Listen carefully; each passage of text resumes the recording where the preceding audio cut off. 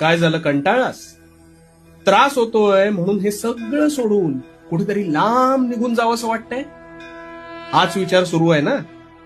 अरे, अतिविचार आणि भूतकाळात अडकून पडणं हा तुझा सर्वात मोठा दुर्गुण आहे. यापुढे ही समस्या तुला सतावणार नाही, तर आता शांतपणे समजू नये.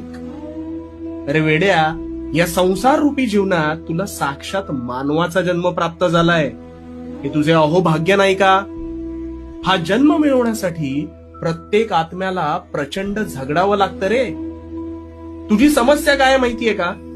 तुझी समस्या ही आहे की प्रत्येक गोष्टीचा बारीक सारीक तू विचार करत राहतोस आणि उगाच संभ्रमात पडतोस.